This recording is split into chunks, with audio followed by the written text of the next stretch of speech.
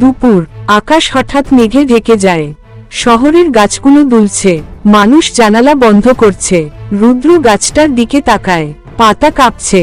রুদ্র চিন্তিত হয়ে বলল, সবকিছু এত সুন্দর চলছিল, হঠাৎ কেন এমন লাগছে?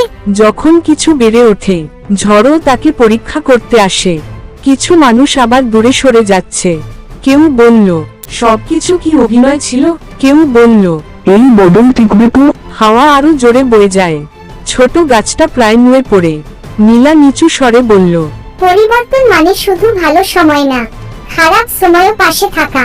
বিশ্বাস ভাঙে ঝরে না, ভাঙে ভয়কে জায়গা দিলে। ঝড়ের মধ্যে রুদ্র গাছটার পাশে দাঁড়ায়, দুহাত দিয়ে গাছটা ধরে রাখে। বৃষ্টি শুরু হয়, মানুষ দূর থেকে দেখে।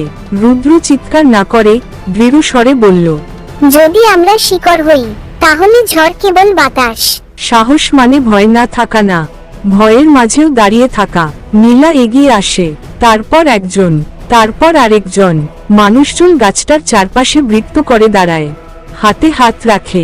ঝড়ের শব্দ ধীরে কমতে থাকে। নীলা বলল, সংযোগ শুধু ভালো দিনে না, ঝড়ের দিনেও। যখন মানুষ একসাথে দাঁড়ায়, ঝড়ও পথ বদলায়।